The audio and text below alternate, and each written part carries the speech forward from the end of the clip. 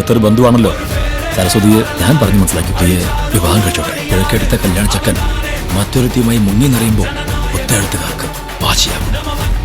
ആ സമയം നോക്കി ഞാൻ വിഷയം അവതരിപ്പിച്ചാൽ നിന്റെ വീട്ടുകാർ സമ്മതിക്കാതിരിക്കില്ല.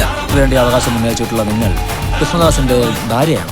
അദ്ദേഹം സ്വന്തം കൈപ്പടയിൽ എഴുതി ഒപ്പിട്ട വിൽപത്രത്തിൽ എല്ലാം വിശദമായി പറഞ്ഞിട്ടുണ്ട്. എന്നിട്ട് ആ വിൽപത്രം എവിടെ? ക്യാരക്ടറോ? അതിലൊരു മാറ്റമല്ല മോനെ. നമ്മുടെ ചീഫ് അക്കൗണ്ടന്റായിരുന്ന ഗാവൻ ജോസഫ് ഒരു ക്രിമിനൽ ആയിരുന്നു സാർ. അവനുമായി ബന്ധപ്പെട്ട പോലീസ് ഇവിടെ എത്തിയത്. അവൻ ഈ കമ്പനിയുടെ പാർട്ണറാണെന്നും കാണിച്ച് വ്യാജരേഖ ഉണ്ടാക്കി ഒരു വൻ തുക ഇവിടുത്തെ സിറ്റി ബാങ്കിൽ നിന്നും വെട്ടിച്ചെടുത്ത് രാജ്യം വിട്ടു.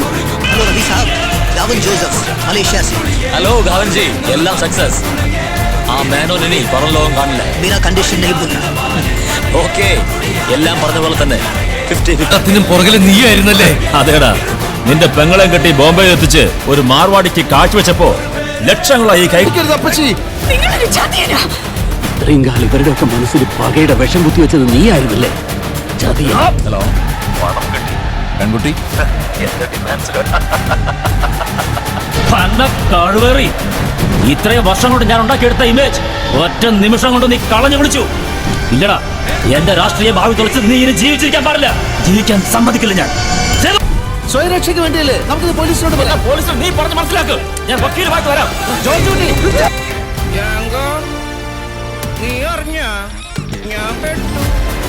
എനിക്ക് വേണ്ടി ഒരുപാട് ബുദ്ധിമുട്ടിയല്ലടാ, മറക്കില്ല. എനിക്ക് വളരണം, അതിനെനിക്ക് ഈ കാശ് വേണം.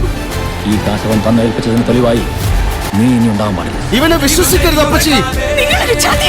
ജീവിതത്തിലെ അഭിനയത്തിന് അവാർഡുകൾ കിട്ടുമെന്നുണ്ടായിരുന്നു. ഓസ്കാർ വരെ കിട്ടേണ്ട ആൾക്കാർ നമുക്കിടയിൽ തന്നെ.